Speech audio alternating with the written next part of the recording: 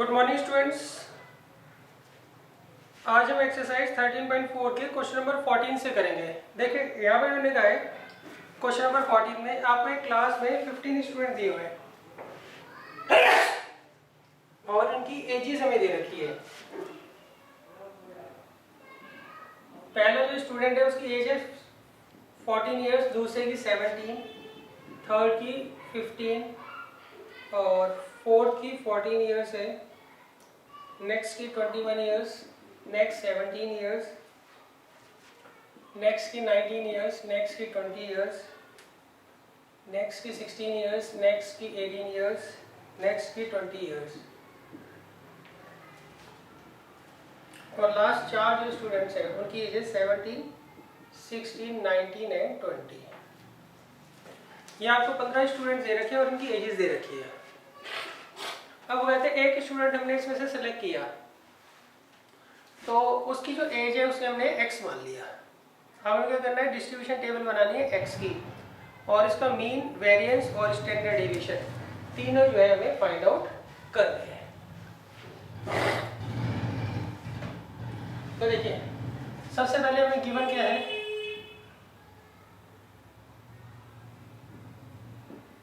As of the selected student, वो क्या दे रखा है हमें, कैपिटल X। सही। अब ये जो कैपिटल X है इसकी वैल्यू क्या क्या हो सकती है वो देख लीजिए पहले। तो सबसे कम कितना है, 14। सही। मान लीजिए आपने एक बच्चा सिलेक्ट किया, क्या प्रोबेबिलिटी है उसकी एज 40 हो, तो फेवरेबल केसेस कितने हैं, 2। टोटल कितने हैं यहाँ पे, 15। तो 2/15 इसकी प्रोबेबिलिटी हो जाएगी। क्लियर है। अच्छा, अब ऐसे ही नेक्स्ट देखेंगे। नेक्स्ट स्टूडेंट जो है उसकी एज क्या हो सकती है, 15 इयर्स और 15 वाले कितने बच्चे हैं यहाँ पे, सिर्फ एक दिख रहा है मुझे तो। हाँ, अब आपने एक बच्चा सेलेक्ट किया, क्या प्रोबेबिलिटी है उसकी एज 15 हो, 1/15। नेक्स्ट 16 हो, 16 वाले कितने हैं बच्चों, 2, 2/15। नेक्स्ट है 17 हो,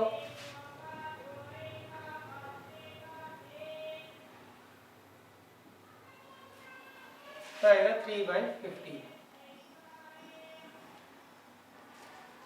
और 18 हो, 1। कितने हैं बच्चों, एक ही स्टूडेंट है,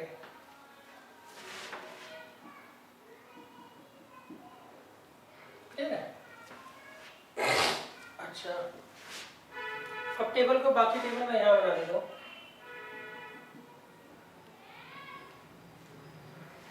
19 हो, 19 वाले कितने बच्चे हैं, 1, 2, 2/15। फिर 20 हो, 1, 2, 3, 3/15 होगी प्रोबेबिलिटी। और नेक्स्ट और लास्ट है शायद, हाँ लास्ट है 21 वाला एक ही है, ठीक है। तो देखिए 2 और 1 3, 5, 8, 9, 11 और 4 15। हाँ क्लियर है, सारे हमने काउंट कर लिए। अब हमें क्या करना है, मीन निकालना है। सबसे पहले मीन के लिए हम XI PXI निकालते हैं, क्लियर है। तो वो कितना आएगा, 28/15, 15/15, 32/15, 51/15, 18/15,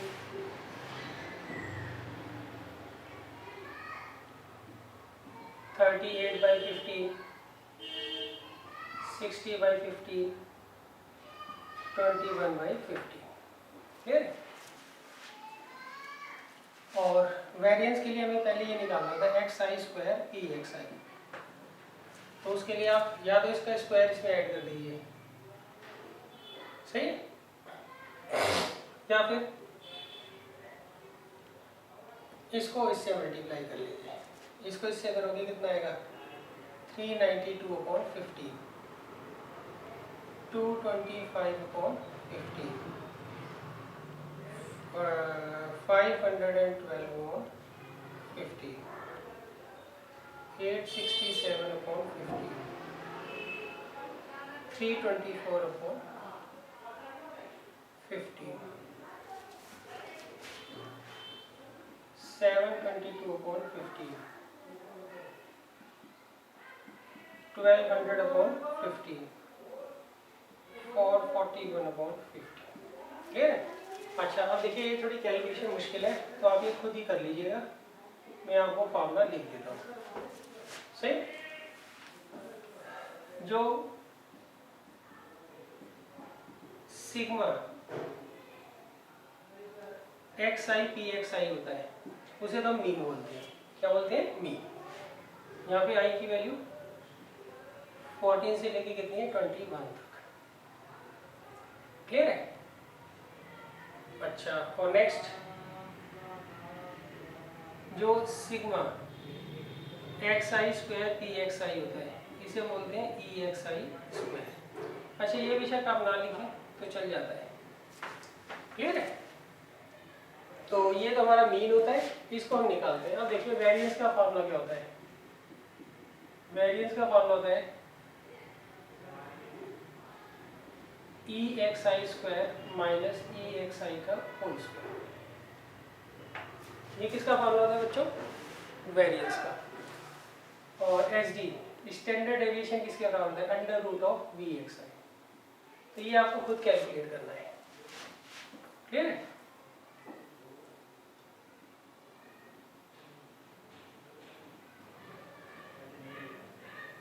EXI² ये है, सही है? और ये EXI का होल स्क्वायर, EXI ये है। क्लियर है? जो इसका सम आएगा ना पूरे का, ये एंड दिस, यहाँ पर जो नंबर आएगा वो होगा EXI²। तो ये बच्चों मैं आपके ऊपर छोड़ रहा हूँ, ये आपको खुद करना है।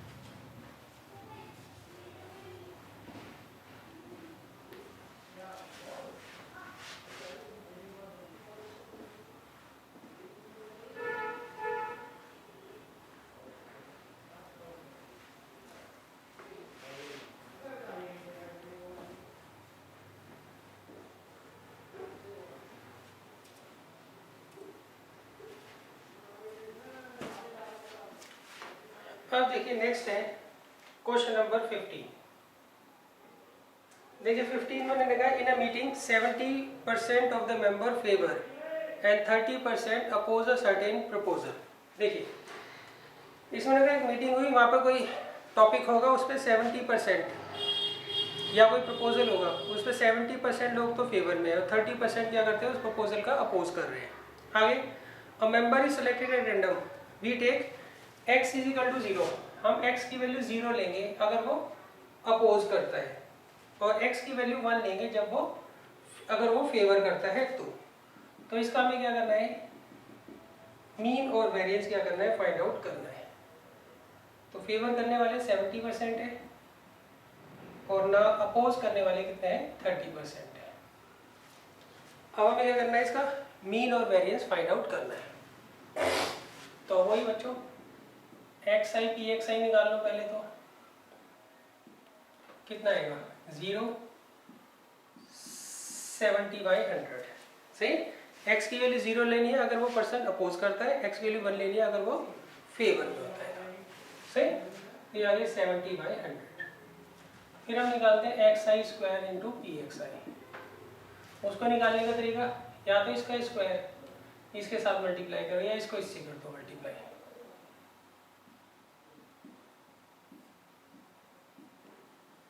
सही।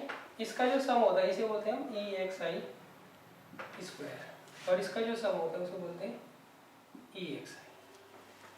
तो यहाँ पे जो मीन है वो तो आपको मिल गया 70/100 और वेरिएंस का फॉर्मूला क्या होता है EXI का स्क्वायर माइनस EXI का होल स्क्वायर। 70/100 का होल स्क्वायर। 0 से 0 गया 7/10, 0 से 0 गया 49/100, तो 21/100 आ गया। क्लियर है। तो ये कैलकुलेशन आप देख लीजिएगा।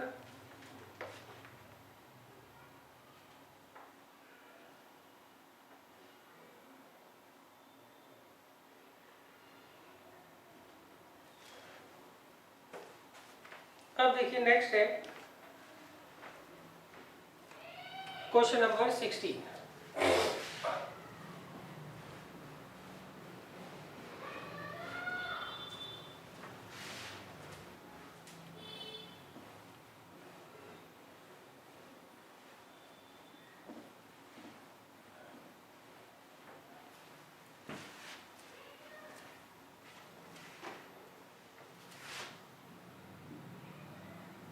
देखिए क्वेश्चन नंबर 16 में मैंने कहा है द मीन ऑफ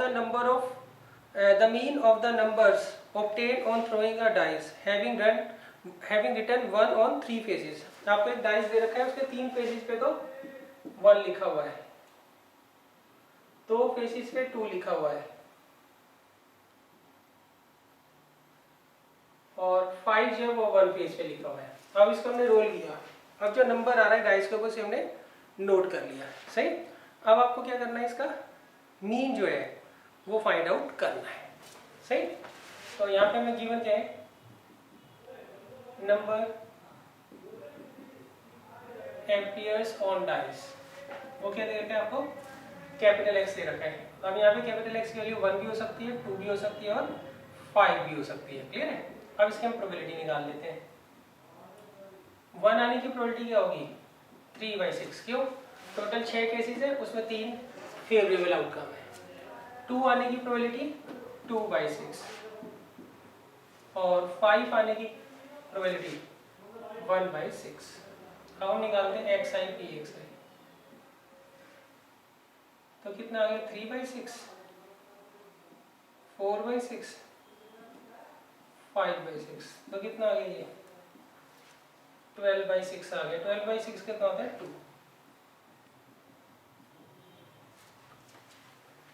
तो ये मीन आ गया।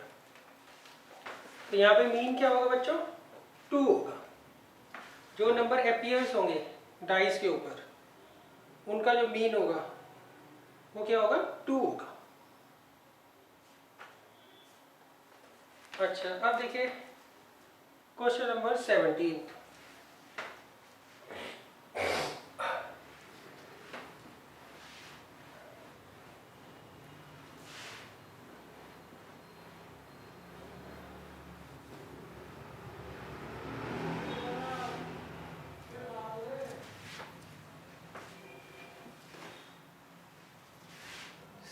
में मैंने कहा है suppose 2 cards are drawn at random from a deck of 52 cards. सही। आपने क्या किया 52 कार्ड्स में से 2 कार्ड्स हमने ड्रॉ किए। Let x be the number of aces obtained, then find the value of EX। Clear. इसमें मैंने कहा हमने 2 कार्ड्स निकाले हैं और वो कैसे निकाले हमने रैंडमली ड्रॉन किए हैं। ड्रॉन एट रैंडम मतलब वो विदाउट रिप्लेसमेंट है। क्लियर है। अच्छा यहाँ पे x का मतलब क्या है गिवन है x be the number of aces obtained, ये गिवन है। सही। अच्छा टोटल कितने कार्ड होते हैं बच्चों 52 कार्ड होते हैं। इसमें एज कितने होते हैं 4 और नॉन एज कितनी हो गई फिर 48।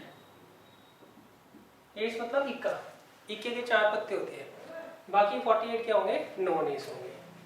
अब यहाँ पे देखिए x का मतलब क्या है, x be the number of aces of 8। अब यहाँ पे x की वैल्यू क्या भी हो सकती है, 0 हो सकती है, 1 हो सकती है और 2 हो सकती है। ठीक है, अब हमें क्या निकालना है, इसका मीन निकालना है बच्चों। ex का मतलब क्या होता है मीन। तो देखिए 0 का मतलब क्या हुआ, जो 2 पत्ते उसने निकाले वो दोनों के दोनों क्या हो नॉन एज हो। तो देखिए टोटल पत्तों में से आपने 2 पत्ते निकाले तो टोटल आउटकम कितने हो गए 52C2। इसमें दोनों के दोनों नॉन एज होने चाहिए और एज क्या होना चाहिए 0। यही मतलब है ना x = 0 का। तो इसमें से 0 पत्ता है 4C0 और इसमें से 2 पत्ते हैं 48C2। क्लियर है। अच्छा नेक्स्ट केस में वो कहते हैं 52 में से हमने 2 पत्ते निकाले तो टोटल केसेस कितने हो गए 52C2। सही है। और अब वो कहते हैं x की वैल्यू यहाँ पे 1 है, मतलब जो आपने 2 पत्ते निकाले हैं उसमें से एक एज होना चाहिए और एक नॉन एज होना चाहिए। तो एज कितना हो गया 4C1 और इनमें से भी एक निकालना है 48C1। क्लियर है। नेक्स्ट में 52 में से हमने 2 पत्ते निकाले तो टोटल केसेस कितने हो गए 52C2। क्लियर है। अच्छा अब दोनों के दोनों एस होने चाहिए, तो मतलब इसमें से 2 पत्ते आने चाहिए, इसमें से कोई भी पत्ता नहीं आना चाहिए। इन 4 में से 2 पत्ते निकालने के केसेस कितने हो जाएंगे 4C2 और वहाँ पे 48C0। अब इसे बच्चों आप सॉल्व तो कर लेंगे, फिर हम क्या करेंगे xi pxi निकाल लेंगे। इनका जो सम होता है उसी को हम क्या बोलते हैं EXI मतलब मीन।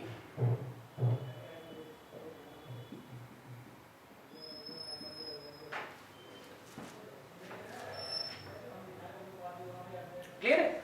अच्छा कभी भी विदाउट रिप्लेसमेंट है ना एट रैंडम तो उसमें हम क्या करते हैं सी का यूज करते हैं। अगर ये विद रिप्लेसमेंट होता तो यहाँ पे हम सी का यूज नहीं करते, ये आप ध्यान रखिएगा हमेशा।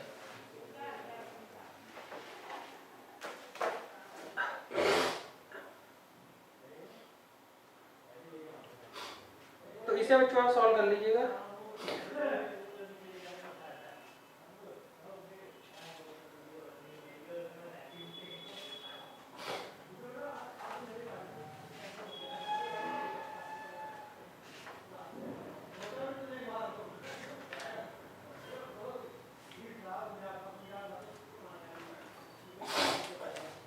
अब देखिए अब मैं आपको कुछ एग्जांपल्स करवा रहा हूँ।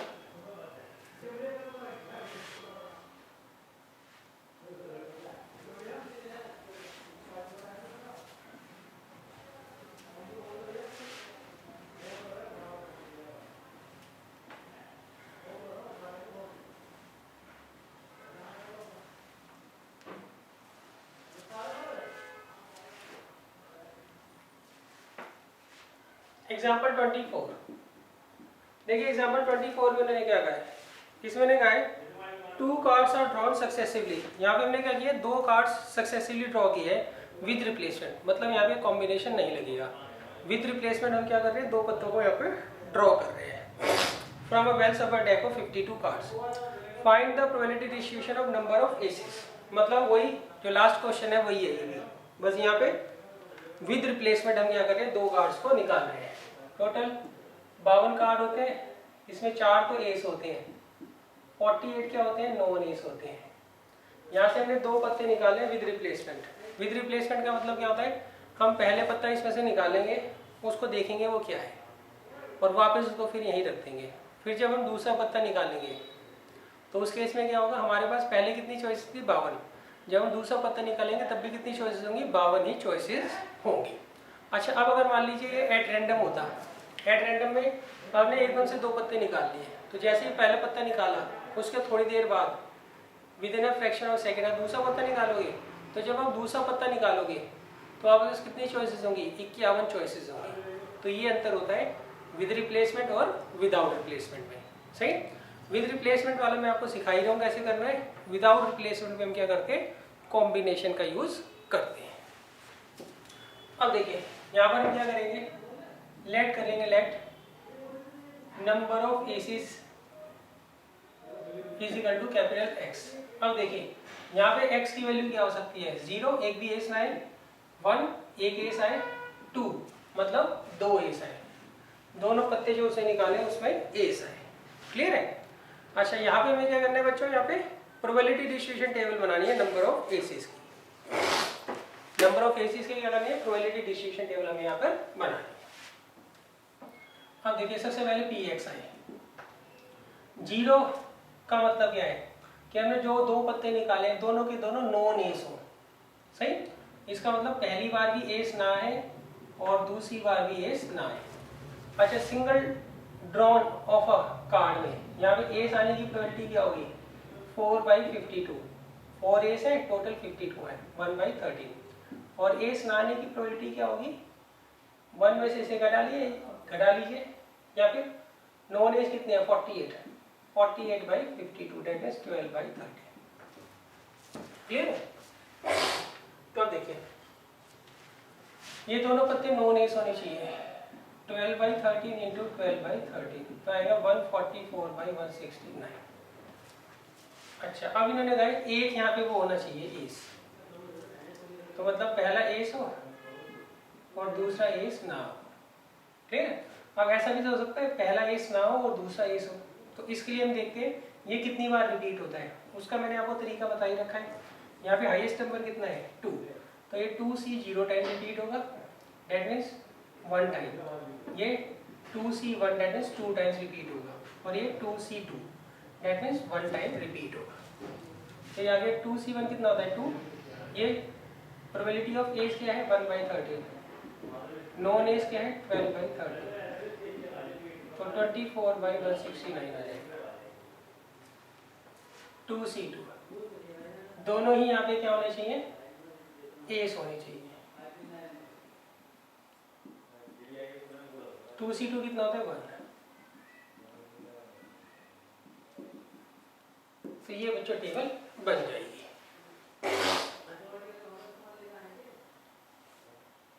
क्लियर है?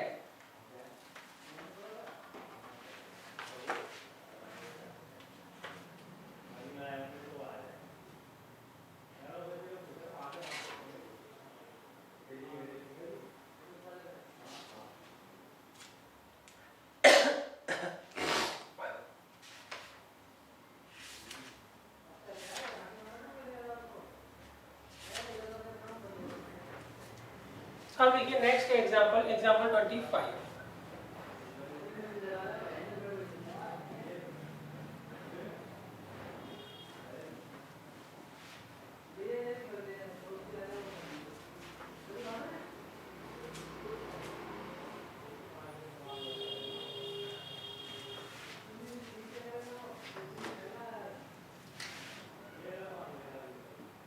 देखिए यहाँ पे रहेगा find the probability distribution of number of doublets in 3 throws of a pair of dice. यहाँ पे हम क्या कर रहे हैं, पेयर ऑफ डाइस को 3 टाइम्स थ्रो कर रहे हैं। तो हमें यहाँ पे क्या करना है, नंबर ऑफ डबलेट्स उसकी डिस्ट्रीब्यूशन टेबल बनानी है।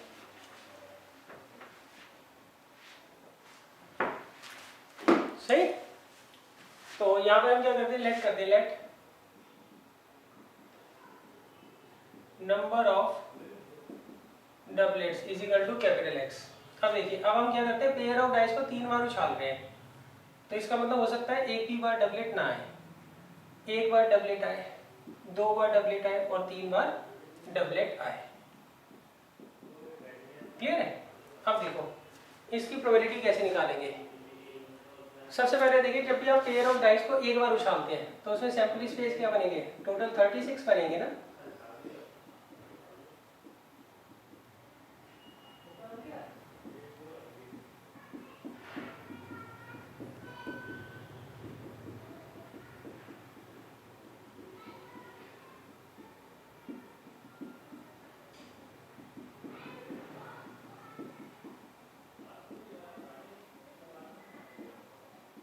क्लियर है?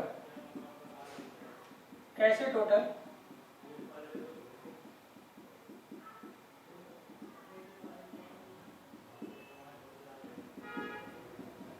36 जो है केसेस बनेंगे।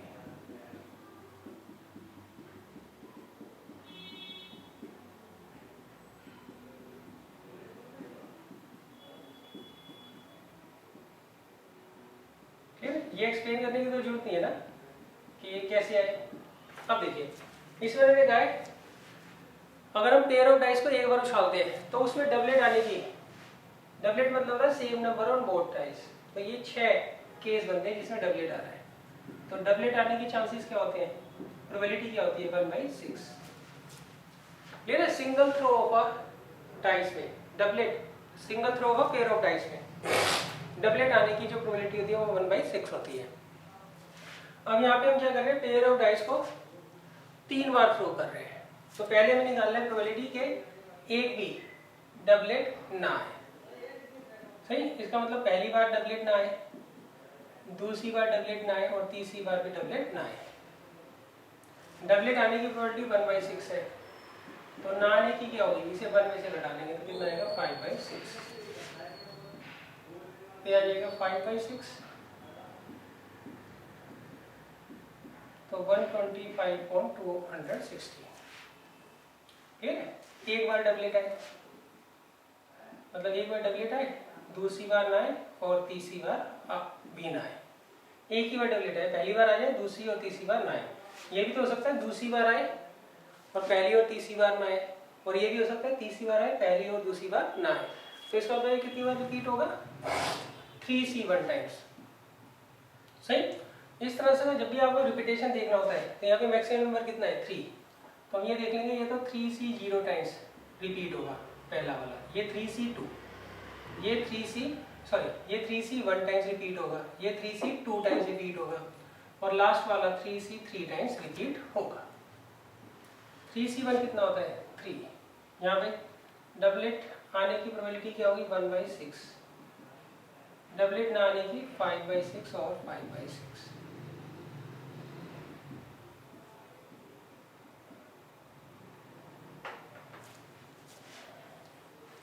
3C2 सही। अब यहाँ पे 2 बार डबलेट आए, एक बार ना आए, ठीक है। अच्छा ये कितनी बार रिपीट होगा 3C2, 3C2 कितना होता है 3, इसका प्रोबेबिलिटी क्या होती है 1/6 और इसकी 5/6।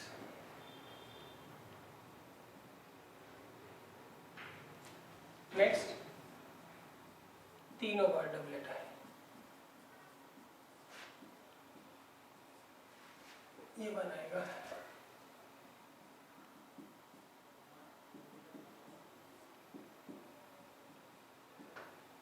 तो ये है।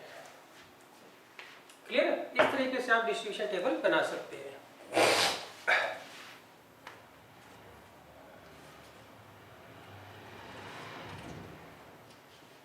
अब देखिए क्वेश्चन एग्जांपल 26 जो है ये इजी है, ये आप खुद करिएगा।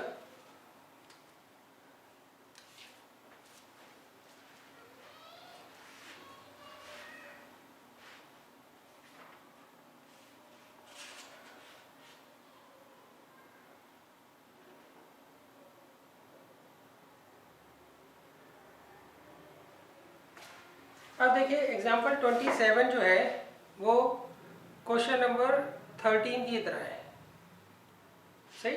तो ये आपको खुद करना है।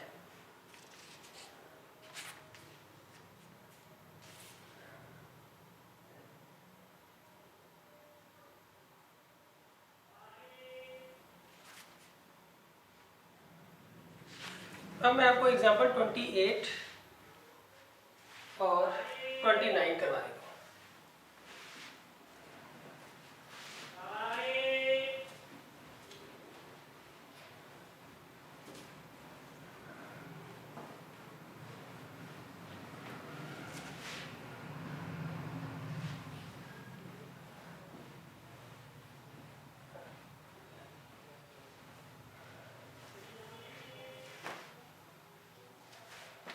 देखिए एग्जाम्पल 28 में इन्होंने क्या कहा है, इसमें उन्होंने कहा है find the variance of the number obtain on a throw of an unbiased dice. अब वो कहते हैं एक अनबायस्ड डाइस हमने फेंका, अब उसके ऊपर जो नंबर आता है उसका आपको क्या करना है, वेरिएंस निकालना है। सही। तो हम क्या करेंगे, यहाँ पे लेट कर लेंगे पहले, let number on the dice, वो जो है x है। सही। यहाँ पे x की वैल्यू क्या हो सकती है, 1 2 3 4 5 एंड 6। ये इसके सैंपल स्पेस हो गए। ठीक है। अब देखिए x की वैल्यू क्या हो सकती है, 1 हो सकती है, 2 हो सकती है, 3 हो सकती है, 4 हो सकती है, 5 हो सकती है और 6 हो सकती है। अब इसमें देखिए 1 की प्रोबेबिलिटी क्या होगी, 1/6, 2 आने की प्रोबेबिलिटी 1/6, 3 आने की प्रोबेबिलिटी 1/6, 4 आने की प्रोबेबिलिटी 1/6, 5 आने की प्रोबेबिलिटी 1/6, 6 आने की प्रोबेबिलिटी 1/6। क्लियर है। अब हमें क्या करना है, इसका वेरिएंस जो है वो फाइंड आउट करना है। कैसे करेंगे, ये तो आगे समझ। इन्होंने कहा हमने एक डाइस को लिया था, अनबायस्ड डाइस को, उस पर जो नंबर आया उसको रिकॉर्ड किया और उसको हमने मान लिया x। अब x की वैल्यू 1 2 3 4 5 6 कुछ भी हो सकती है। अब हमें क्या करना है, इसका वेरिएंस फाइंड आउट करना है। तो वेरिएंस निकालने के लिए पहले xi pxi निकाल लेते हैं, फिर xi स्क्वायर pxi। ठीक है। इसका जो सम होता है उसे EXI मानते हैं और इस पूरे का जो सम होता है वो EXI स्क्वायर। ठीक है। अब वेरिएंस का फॉर्मूला क्या होता है, वो होता है EXI का स्क्वायर माइनस EXI का होल का स्क्वायर। अगर SD पूछा हो तो वो क्या होता है, रूट ऑफ वेरिएंस। तो ये बच्चों आपको खुद कर लेना है। अब हम चलते हैं लास्ट एग्जाम्पल के ऊपर।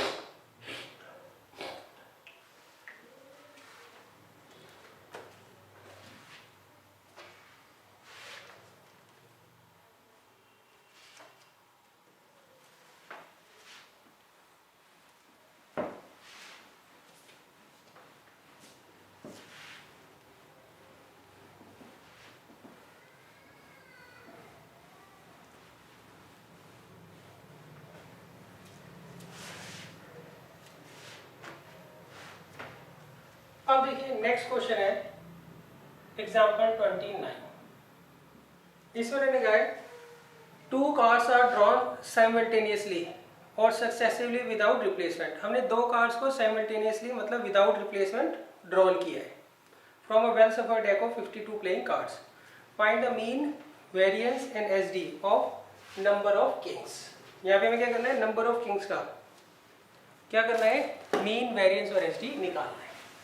तो देखिए टोटल 52 कार्ड्स होते हैं, इसमें 4 तो किंग होते हैं और 48 जो होते हैं वो नॉन किंग होते हैं। अब यहाँ से हमने 2 कार्ड्स निकाले, तो सबसे पहले हम क्या करेंगे, लेट कर लेंगे, let number of cards is equal to number of kings, वो आप मान लीजिए कैपिटल X। अब आपने 2 कार्ड्स निकाले, हो सकता है एक भी बार किंग ना आए, हो सकता है एक बार किंग आए, हो सकता है 2 बार किंग आए। क्लियर है।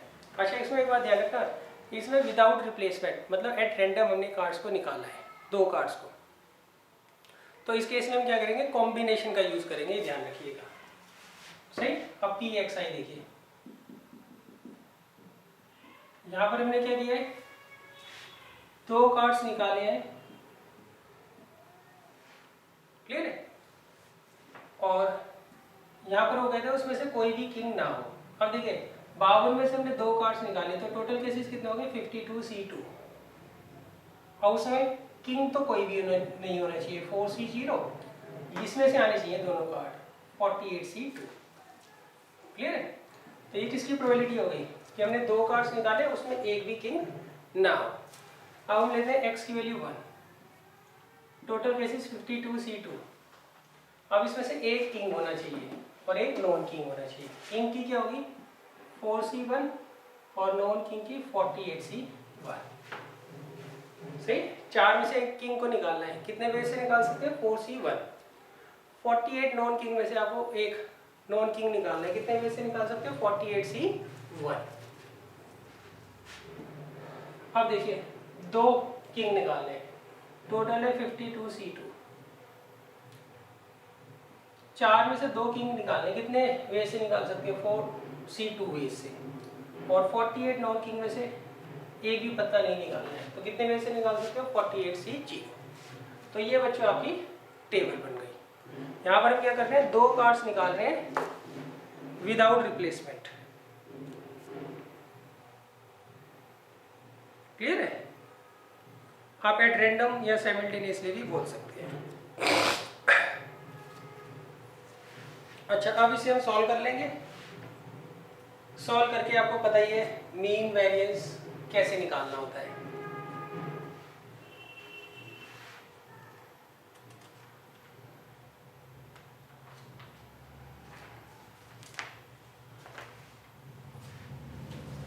अच्छा, अब अगर मान लीजिए वो ये कहते हैं विद रिप्लेसमेंट आपने 2 कार्ड्स निकाल लिए हैं, तो कैसे बनती टेबल? ये कौन सी है विदाउट रिप्लेसमेंट। सही। अब मैं विद रिप्लेसमेंट की भी आपको बता देता हूँ, आमने सामने रखकर कंपेयर करके आपको दिखा देता हूँ विद रिप्लेसमेंट की कैसे निकालते हैं बच्चों, क्योंकि बच्चों को इसी में कंफ्यूजन आ रही है विद रिप्लेसमेंट और विदाउट रिप्लेसमेंट में कैसे निकालते हैं प्रोबेबिलिटी। क्लियर है बच्चों? अब देखिए यहाँ पे x की वैल्यू 0, 1, 2, इन तीनों में से कोई भी हो सकती है ना। तो देखिए 0 का मतलब है दोनों बार ही किंग ना है, पहली बार भी किंग ना है, दूसरी बार भी किंग ना है। अच्छा, अगर हम एक पत्ता निकालते हैं उसमें किंग आने की प्रोबेबिलिटी क्या होती है 4/52, दैट मीन्स 1/30। तो यहाँ पे पहली बार भी किंग नहीं आ रहा, ना आने की प्रोबेबिलिटी क्या होगी 12/30। दूसरी बार भी किंग नहीं आ रहा, ना आने की प्रोबेबिलिटी क्या होगी 12/30। तो 144/169 आ जाएगा। सही। अच्छा, यहाँ पे वो कहते हैं एक किंग आना चाहिए, पहला किंग आए और दूसरा किंग ना आए। ये भी हो सकता है पहला किंग ना आए और दूसरा पत्ता जो है किंग आए। तो यहाँ पे रिपीटेशन कितनी बार होगी? मैक्सिमम नंबर यहाँ पे 2 है, ये कितनी बार रिपीट होगा 2c 0 टाइम्स, ये 2c 1 टाइम्स, ये 2c 2 टाइम्स। यहाँ पे किंग की क्या होगी 1/13, नॉन किंग की 12/13। ठीक है? अब यहाँ पे दोनों ही किंग होने चाहिए। क्लियर? तो कितना आ जाएगा 2c2 तो 1 होता है, 1/13, 1/13 तो 1/169। तो इस तरीके से बच्चों आप टेबल बना सकते हैं। क्लियर? तो ये मैंने आपको टेबल बनाने का तरीका बता दिया। ये अच्छा, इसमें ध्यान रखना, इसमें रिपीटेशन हमें देखना होता है, उसका तरीका बता दिया। यहाँ पे रिपीटेशन देखने की जरूरत नहीं है, वो कॉम्बिनेशन में अपने आप ही एडजस्टमेंट हो जाती है। क्लियर? यहाँ पे आपको देखना पड़ेगा ना कितनी बार रिपीट होगा, यहाँ देखने की जरूरत नहीं है, यहाँ पे कॉम्बिनेशन में अपने आप ही एडजस्ट